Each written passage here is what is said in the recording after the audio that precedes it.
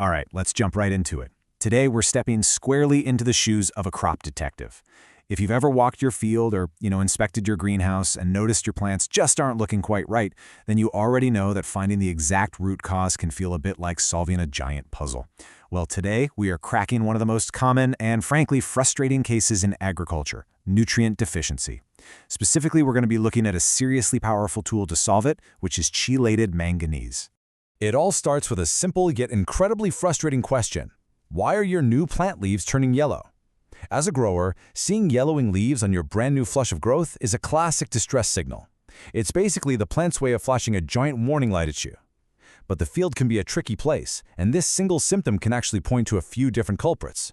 Pinning down exactly what is causing that yellowing is the absolute first and most critical step to saving your yield and unlocking your crop's full potential.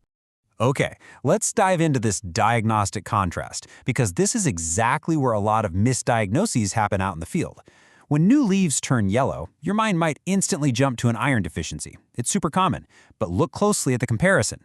If the tissue between the veins is turning yellow, but the veins themselves are remaining stubbornly green, you're actually looking at a classic manganese deficiency. Compare that to an iron deficiency, which typically causes the entire leaf, veins included, to turn completely pale yellow.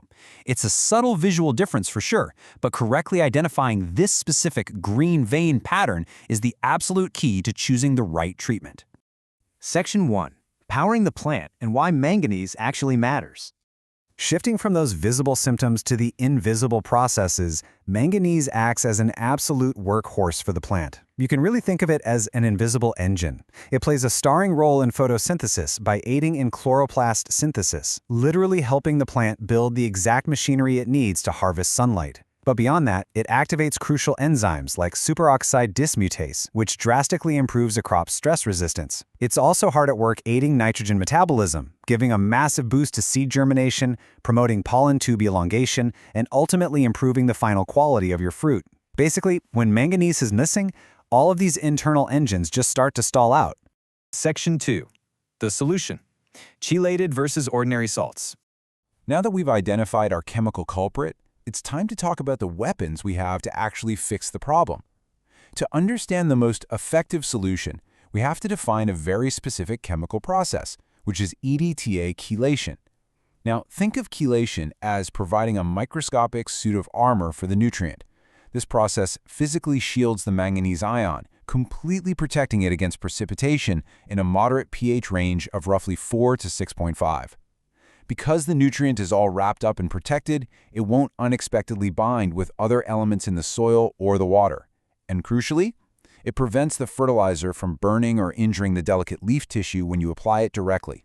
Now, what's really interesting about this is the massive multiplier. 2 to 3 times. Because of that protective chelation armor we just talked about, chelated manganese can be directly absorbed by your crops at an incredible rate. In fact, the utilization rate of chelated manganese is 2 to 3 times higher than that of ordinary manganese salts, like manganese sulfate. You are quite literally getting double or triple the biological efficiency just by changing the delivery vehicle of the nutrient. It's a real game changer. Let's look at the hard data comparing these two options head-to-head. When we stack our highly protected EDTA granules up against traditional manganese sulfate, the differences are stark.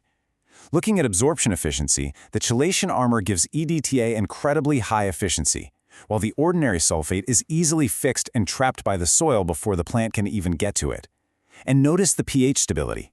The EDTA chelate is stable across a massive pH range of 3 to 10. That makes it perfectly adaptable to all kinds of soils, including those really tough, high pH calcareous soils. The sulfate? Well, it's only stable in acidic conditions, meaning it becomes utterly useless in alkaline soils. Finally, look at the heavy metal risk. The chelation shielding effect keeps the risk extremely low, whereas ordinary sulfates might carry unwanted, dangerous impurities like cadmium. Section 3. Granules or powder. Choosing the right tool. We've established the superior chemistry here, but agriculture is a physical job, right? Form matters. What we're looking at here is EDTA produced using a really unique, patented microgranulation process. Visually, they're pretty striking. They are these free-flowing microgranules that are completely dust-free. And if you've ever dealt with clumpy fertilizer in a humid storage shed, you will definitely appreciate that these have low hygroscopicity. Basically, that just means they don't easily absorb moisture from the air. This gives them excellent storage resistance and means they aren't easy to agglomerate or clump up, which ensures a smooth application for you every single time. And this brilliantly illustrates your two primary options when sourcing this tech. You've got the practical granular form, which highlights those distinct free-flowing microgranules we just talked about, and then you have the fine powder formulation. Both forms contain the highly efficient EDTA chelated manganese, but they are physically engineered for entirely different management styles on the farm. So how do you actually choose between the two? Well, it really comes down to your strategy. If you're running large field, heavily mechanized agriculture, the granular fertilizer is absolutely your best bet. It's labor-saving, anti-loss, and it provides a really sustained, long-term feeding effect. However, if you need a rapid response to a severe deficiency, or say you're running refined management systems like water and fertilizer integration, then the powder fertilizer is ideal.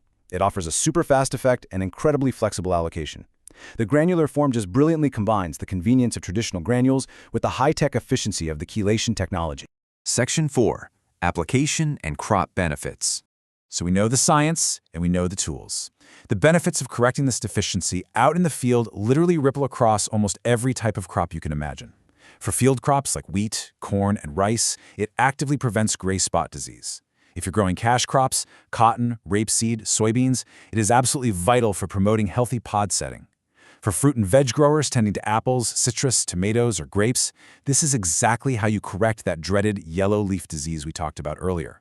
And in facility agriculture and floriculture, it directly fixes the leaf chlorosis and growth stagnation that completely ruins the aesthetic and commercial value of the flowers. So, the crucial point is how easily this fits into modern precision agriculture, mostly because EDTA is highly water-soluble, degradable, and super environmentally friendly. Step 1 is foliar spraying. And remember, because it's chelated with that suit of armor, it won't injure your delicate leaf tissue. Step 2 covers drip irrigation and flushing, making it exceptionally well-suited for integrated water and fertilizer fertigation systems.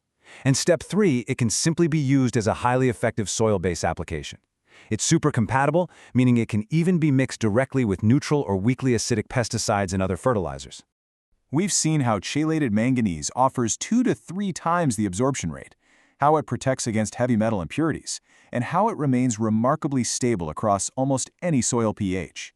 Which really leaves us with one final thought to consider for your own operations. With this advanced chelation technology so readily available and so easily adaptable to both mechanized and precision farming, are ordinary, easily fixed manganese salts quietly costing your crops their full yield potential? Thank you so much for joining me on this explainer, and happy growing.